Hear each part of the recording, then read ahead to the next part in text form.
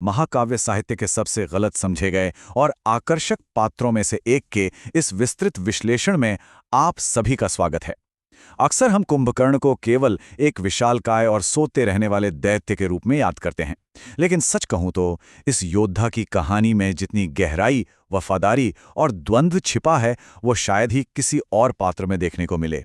तो चलिए आज इसी जटिल किरदार को करीब से समझते हैं।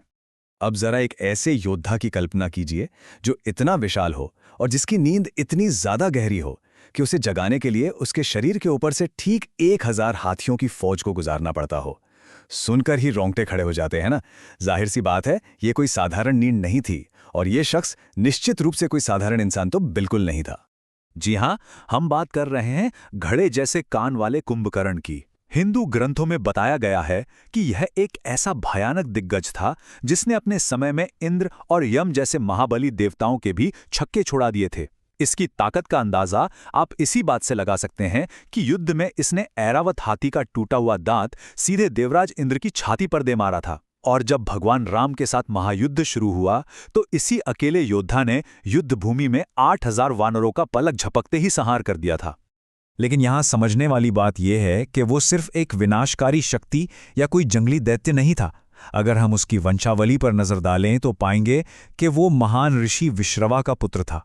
राक्षस राज रावण और धर्मपरायण विभीषण उसके सगे भाई थे।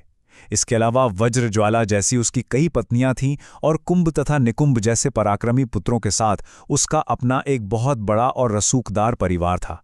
उसका ये शाही संबंध ही उसे रामायण के पूरे संघर्ष के बिल्कुल बीचों बीच लाकर खड़ा कर देता है। ब्रह्मांडीय जुबान का फिसलना। युद्ध की तरफ बढ़ने से पहले आइए उस हास्यप्रद भाषाई धोखे को समझते हैं जिसने कुंभकर्ण की किस्मत हमेशा के लिए तय कर दी। असल में हुआ ये था कि देवराज इंद्र ने कुंभकर्ण के साथ एक बहुत बड़ा धोखा किया था। ब्रह्मा जी को प्रसन्न करने के लिए जब कुंभकर्ण एक विशाल यज्ञ कर रहा था, तब इंद्र उसकी ताकत से बुरी तरह खौफजदा हो गए।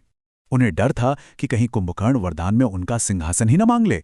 इसलिए उन्होंने देवी सरस्वती से किसी तरह कुंभकर्ण की जुबान बांधने की विनती की। और नतीजा, वरदान मांगते समय इंद्रासन यानी इंद्र का सिंहासन मांगने के बजाय उसके मुंह से निद्रासन यानी सोने के लिए बिस्तर निकल गया। सोचिए उस वक्त उसे कैसा महसूस हुआ होगा। इसी कहानी का एक दूसरा पहलू भी है। कई ग्रंथों के अनुसार जुबान फिसलने के कारण निर्देवत्वम यानी कि देवताओं के विनाश की उसकी घोर इच्छा अचानक निद्रावत्वम यानी नींद के वरदान में बदल गई। वरदान तो मिला, लेकिन वो असल में एक बहुत बड़ा श्राप था। हालांकि बाद में रावण के गिड़गिड़ाने पर ब्रह्मा जी ने इस श्राप को थोड़ा सा रियायती कर दिया और 6 महीने की नींद का चक्र बना दिया, जिसके बाद वह सिर्फ एक दिन के लिए अपनी भयंकर भूख मिटाने के लिए जागता था। एक अनिच्छुक योद्धा। कुंभकर्ण के किरदार की जो बात मुझे सबसे ज्यादा हैरान करती है वो है उसकी हास्यास्पद नींद की आदतों, उसकी खौफनाक ताकत और उसके अंदर छिपे आश्चर्यजनक नैतिक गुणों के बीच का विरोधाभास। यहाँ पर भागवत पुराण एक बहुत ही गहरा राज खोलता है। असल में वो हमेशा से कोई राक्षस नहीं था। वो भगवान विष्णु के एक दिव्य द्वारपाल विजय का पुनर्जन्म था, जिसे सनकादि ऋषियों यानी 4 कुमारों ने एक ब्रह्मांडीय दंड दिया था। उसका भाई जय रावण बना और विजय खुद कुंभकर्ण। ये जानकारी उसके भयानक बाहरी रूप के नीचे छिपी एक बहुत ही दिव्य परत को खोलती है। वो मूल रूप से बुरा नहीं था, बल्कि बस एक श्राप काट रहा था। वो सचमुच एक विरोधाभास है।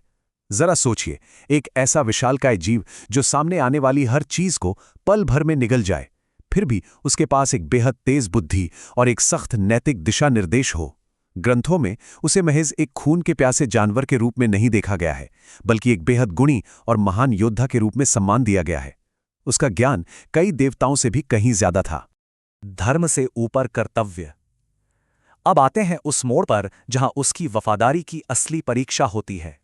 उसकी कहानी का सबसे बड़ा टर्निंग पॉइंट तब आता है जब राम से युद्ध में बुरी तरह अपमानित होने के बाद रावण हार के डर से उसे जबरन जगाता है। रावण को अब अपने इस विशाल भाई की सख्त जरूरत थी। लेकिन गौर करने वाली बात यह है कि कुंभकर्ण कोई मूर्ख कठपुतली नहीं था। पूरी तरह होश में आने के बाद उसने रावण को जमकर खरी खोटी सुनाई। उसने साफ साफ कहा कि राम और सीता कोई साधारण इंसान नहीं, बल्कि विष्णु और लक्ष्मी के अवतार हैं। उसने सीता के अपहरण की कड़ी निंदा की और खुलेआम कहा कि यह युद्ध पूरी तरह से गलत है। और यहीं यहीं पर उसके चरित्र की सबसे बड़ी त्रासदी सामने आती है। वो बहुत अच्छी तरह जानता था कि उसका भाई गलत रास्ते पर है और ये युद्ध तय तौर पर विनाशकारी होगा, लेकिन फिर भी उसने शुद्ध, अडिग पारिवारिक वफादारी और अपनी मातृभूमि के प्रति कर्तव्य के कारण एक हारी हुई बाजी लड़ने का फैसला किया। उसने धर्म को एक तरफ रख दिया और अपने भाई के प्रति अपार प्रेम को चुना। अंतिम संघर्ष। कर्तव्य के इसी बोझ के साथ कुंभकर्ण रणभूमि की ओर चल पड़ा। उसे एहसास था कि ये शायद उसका अंत होने वाला है।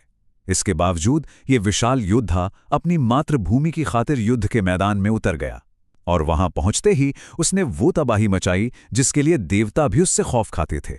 उसने राम की सेना को बुरी तरह रौंद डाला, साक्षात हनुमान जी के साथ भयंकर युद्ध किया, वानरराज सुग्रीव को बेहोश करके बंदी तक बना लिया और लक्ष्मण के साथ तब तक द्वंद्व किया जब तक कि दोनों ही पस्त नहीं हो गए।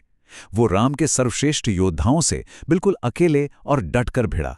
और फिर इस संघर्ष का वो खौफनाक चरमोत्कर्ष आया। वफादार कुंभकर्ण बिना रुके राम की ओर बढ़ता ही जा रहा था, अपना विशाल मुंह खोले हुए ताकि वो उन्हें पूरा निगल ले। लेकिन फिर भगवान राम के दिव्य तीरों ने उसे एक एक करके विखंडित करना शुरू किया। पहले वायव्यस्त्र से उसका एक हाथ काटा गया, फिर इंद्रास्त्र से दूसरा हाथ उड़ गया, उसके पैर अर्धचंद्राकार तीरों से काट दिए गए और अंततः राम ने इंद्रास्त्र का उपयोग कर उसका सिर धड़ से अलग कर दिया।